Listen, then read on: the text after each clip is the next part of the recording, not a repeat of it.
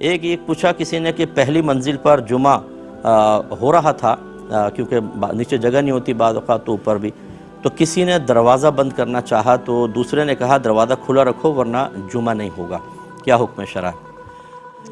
دیکھیں جس نے کہا غلط کہا، ہوتا یہ ہے کہ جمعے کے صحیح ہونے کی شرط فقہ حنفی کے نزدیک ایک ہے اذن عام، یعنی آپ جو مین ڈور ہے وہ بند نہیں کر سکتے ہیں، مین ڈور جس کو کہا جاتا ہے کہ وہ آپ بند نہیں کر سکتے کہ چند لوگ اندر ہی جمعہ کر لیں، یہ ٹھیک نہیں ہوتا۔ اذن عام کا مطلب عام اجازت ہونی چاہیے، جو مرضی آ کر پڑھ لے۔ ہاں جیسے ہمارے سیکورٹی کے ادارے ہوتے ہیں، سینسٹیو ایریاز ہوتے ہیں، جیسے اسلحہ وغیرہ بن رہا ہوتا ہے اور بارود وغیرہ ہوتے ہیں، اور اسی طریقے سے ہمارے فوجی علاقے ہوتے ہیں، ان میں یقین سی بات ہے کہ سویلینز کا جانا غیر مناسب ہوتا ہے اور تخریب کاری کے اور دہشت گردی کے امکانات ہوتے ہیں۔ ایسا کوئی بھی مقام ہو اس میں جو مسجد ہے اس میں جمعہ ہو جائے گا، چاہے آپ اذن عام نہ رکھیں، بلکہ نہیں رکھنا ہوگا، کیونکہ رکھیں گے تو ہر کسی کوئی گھس کر وہاں پہ تخریب کاری کے امکانات ہو سکتے ہیں۔ لیکن جو عام جگہ ہیں یہاں پر، جیسے عام مسجد ہے، آپ جب لوگ آ جائیں گیٹ بند کر دیں اور جمعہ کر لیں، یہ جمعہ نہیں ہوگا کیونکہ آپ نے دروازہ خواہ بند کیا ہے، کوئی سیکورٹی رسک تو ہے ہی نہیں۔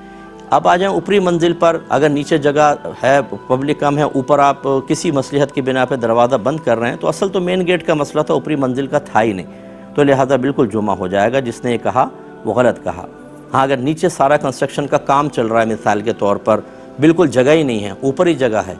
اور ابھی ہال میں بھی جگہ موجود ہے لیکن آپ دروازہ بند کر دیں، تو پھر سخت شرعی حکم ہو سکتا ہے۔ لیکن عمومی طور پہ ایسا ہوتا نہیں ہے، جگہ نیچے بھی موجود ہوتی ہے اور اوپر ایسے صورتحال ہوتی نہیں ہے، تو اس لیے دروازہ صحیح مصلحت کی بنا پر بند کیا جا سکتا ہے۔ ایک ہی بہن نے ہمیں میل کی تھی کہ ہمارے ہاں ایسا ہوتا ہے گاؤں وغیرہ کے اندر کہ بھائی جو ہیں وہ بہنوں کو وراثتی زمین میں سے حصہ نہیں دیتے، بلکہ بہنیں ان کے ناراضگی کے خوف کی وجہ سے پہلے ہی معاف کر دیتی ہیں، اور دوسرا یہ ہوتا ہے کہ وہ نہیں چاہتی کہ خاندان میں بھائیوں کی بے عزتی ہو اور بھائی قبضہ کر کے بیٹھ جاتے ہیں، تو ان کے لیے کیا شرعی حکم ہوگا؟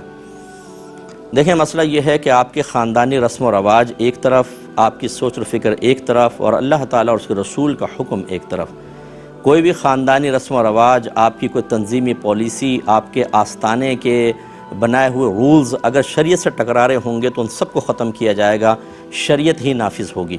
شریعت یہ کہتی ہے کہ بہنوں کو ان کا حصہ دیا جائے اور زبردستی ان سے معاف نہ کروایا جائے۔ زبردستی دو طرح کی ہوتی ہے، گن پوائنٹ پر آپ کہیں کہ لکھو سائن کرو زمین ہمارے نام کرو، اور دوسرا یہی ٹارچر کرنا کہ ان کو غصیلی نگاہوں سے دیکھنا، پاؤں پٹکنا اور ان کو تانے دینا کہ تم لالچی ہو، تم بھائیوں کا خیال نہیں کر رہی، اور بہنیں اس خوف کی وجہ سے سائن کر دیں، تو یاد رکھیے کہ بہرحال جب آپ نے مرضی سے سائن کیا، زمین مطلب بظاہر قانون کے اعتبار سے تو ان کے ہاتھ میں چلی جائے گی، لیکن ایسی زبردستی کرنا ٹھیک نہیں۔ اور اگر آپ شریعت کو دیکھیں تو شریعت یہ کہتی ہے کہ کوئی بھی وارث تقسیم وراثت سے قبل معاف کر ہی نہیں سکتا ہے، پہلے وہ بہنوں کے حوالے کرنا ہوگا۔ اب ان کی مرضی ہے کہ وہ زمینیں کسی بھی بھائی کو دیں، کسی کو گفٹ کر سکتی ہیں، ان کی مرضی ہے، لیکن اس تقسیم سے قبل بہنوں سے زبردست، ایک تو معاف کروانا، معاف ہو گئے نہیں، یہ خلاف شرع، پھر زبردستی کروانا، ٹارچر کر کے کروانا، یہ اور ظلم عظیم۔ میں ایسے بھائیوں سے کویسچن کرتا ہوں، ذرا یہ بتائیے کہ آپ بہنوں کو تو ٹارچر کرتے ہیں، تم لالچی ہو، ماں باپ کی دولت کو چاہتی ہو، اور آپ کیا ہیں، لالچی نہیں ہیں؟ جو حق ایک شریعت نے ان کو دیا ہے آپ وہ حق نہیں دینا چاہتے؟ ہماری زمینیں نکل جائیں، یہ بہنوں کے پاس جائیں گی، یہ تو پھر شادی ہو گئی ان کی تو وہ بہنوں ہی قبضہ کر لے گا، بہنوں ہی والوں کے پاس چلی جائے گی، بھائی تو آپ کو کیا پرابلم ہے؟ اللہ تبارک و تعالیٰ جس کو چاہے اپنی سلطنت میں سے کچھ حصہ عطا فرمائے، آپ کون ہوتے ہیں کرنے والے؟ اصل مالک تو اللہ تبارک و تعالیٰ۔ نبی کریم صلی اللہ علیہ وسلم نے ارشاد فرمایا جو کسی وارث کو وراثت سے محروم کرے تو اللہ تبارک و تعالیٰ اس کو جنت کی میراث سے محروم کرے گا۔ تو اب آپ کی مرضی ہے، یہ 4 گز کے 2 گز کے 1 ایکڑ 2 ایکڑ کی پلاٹ اور زمینوں کو سینے سے لگا کر جنت سے محروم ہو کر میدان محشر میں ذلیل و رسوا ہو جائیں، اور یا ان کی پرواہ کیے بغیر حکم شرع کو پورا کرتے ہوئے اپنی بہنوں کو عطا کریں۔ ہاں یہ ایک میں بات آپ کو عرض کر سکتا ہوں، یہ ایک حل آپ نکال سکتے ہیں۔ بعض اوقات ہوتا ہے موروثی زمین ہوتی ہے، آباء و اجداد کی زمین ہوتی ہے، وہ سینہ بسینہ چلتی آ رہی ہے اور ہم نہیں چاہتے کہ وہ تقسیم ہو جائے۔ اس کا طریقہ یہ ہے کہ اس زمین کی کرنٹ ویلیو نکالیں، آپ نکالنے کے بعد تمام حصے داروں کو دیکھیں کس کو کتنا حصہ مل رہا ہے۔ مثال کے طور پہ 2 کروڑ کی ہوئی اور ایک بہن کو اس میں سے 50 لاکھ دینا ہے، تو آپ یہ کہیں زمین چھوڑ دو، مجھ سے کیش لے لو۔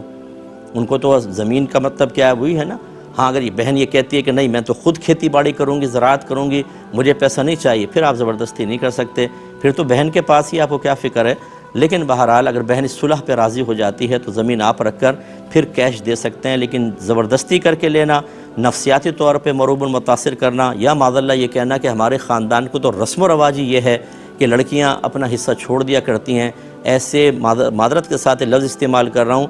خلاف شرع اور بیہودہ رسم کو ختم کرنے کی ضرورت ہے۔ اللہ اس کے رسول کے احکامات کا نفاذ کرنا اور خوشدلی کے ساتھ کرنا، یہ وقت کی ضرورت ہونی چاہیے۔